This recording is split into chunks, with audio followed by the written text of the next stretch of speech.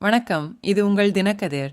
December 2024இல் சென்னையில் உள்ள அண்ணா பல்கலைக்கழகத்தில் 2ஆம் ஆண்டு பொறியியல் மாணவி ஒருவர் வளாகத்தில் பாலியல் வன்கொடுமைக்கு ஆளான ஒரு துயர சம்பவம் வெளிப்பட்டது. இந்த குற்றத்தில் தொடர்புடையதாக கூறப்படும் குற்றவாளி சாலையோர உணவக உரிமையாளரான ஞானசேகரன் என அடையாளம் காணப்பட்டவர் கைது செய்யப்பட்டார். மேலும் விசாரணையில் 2018ஆம் ஆண்டு ஒரு தொழிலதிபரிடமிருந்து 12 லட்சம் ரூபாய் பணம் பறித்த வழக்கில் அவருக்கு தொடர்பு இருப்பது தெரியவந்தது. இது குற்றச் செயல்களின் வரலாற்றை எடுத்துக்காட்டுகிறது.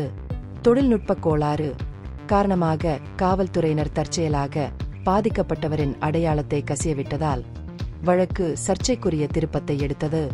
இந்த இரகசியத்தன்மை மீறல் பரவலான விமர்சனங்களுக்கு வழிவகுத்தது.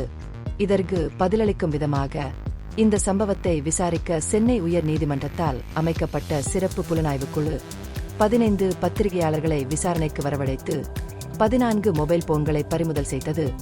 ஊடக ஊழியர்கள் பாதிக்கப்பட்டவரின் விவரங்களை மேலும் பரப்பியதாக குற்றம் சாட்டியது. இந்த நடவடிக்கைகள் பல்வேறு தரப்பினரிடமிருந்து கண்டனத்திற்கு உள்ளாகியுள்ளன. பத்திரிகையாளர்களின் மின்னணு சாதனங்கள் பறிமுதல் செய்யப்படுவது குறித்து இந்திய எடிட்டர்ஸ் கில்ட் கவலை தெரிவித்தது. பத்திரிகை சுதந்திரத்தின் முக்கியத்துவத்தையும் பத்திரிகையாளர் உரிமைகளை மீறாமல் காவல்துறை விசாரணைகளை நடத்த வேண்டியதன் அவசியத்தையும் வலியுறுத்தியது.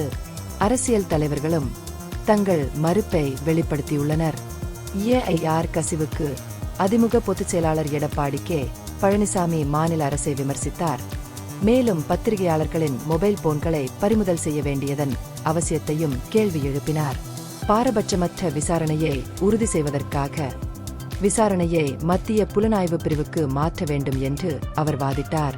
இதேபோல் ஊடக ஊழியர்களுக்கு எதிரான சிறப்பு புலனாய்வு பிரிவின் நடவடிக்கைகளை அமமுக நிறுவனர் டிடிவி தினகரன் கண்டனம் செய்தார். பத்திரிகை மிரட்டல் குறித்த கவலைகளை எடுத்துக்காட்டினார்.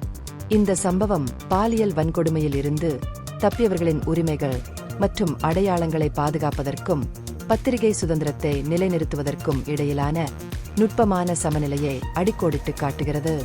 பாதிக்கப்பட்டவர்களின் இரகசியத்தன்மையை பாதுகாப்பது அவசியம் என்றாலும் விசாரணை நடவடிக்கைகள் பத்திரிகை சுதந்திரங்களை ஆக்கிரமிக்காமல் இருப்பதை உறுதி செய்வதும் சமமாக முக்கியமானது. இந்த சூழ்நிலை உயிர் பிழைத்தவர்களின் கண்ணியத்தையும் ஜனநாயக சமூகத்தில் ஊடகங்களின் அத்தியாவசிய பங்கையும் மதிக்கும் ஒரு நுட்பமான அணுகுமுறையை கோருகிறது. இந்த பகுப்பாய்வு நுண்ணறிவுள்ளதாக கண்டால் முக்கியமான அரசியல் முன்னேற்றங்கள் குறித்த கூடுதல் புதுப்பிப்புகளுக்கு லைக் செய்யவும், ஷேர் செய்யவும், சப்ஸ்கிரைப் செய்யும். இது உங்கள் தினக்கதிர். நன்றி.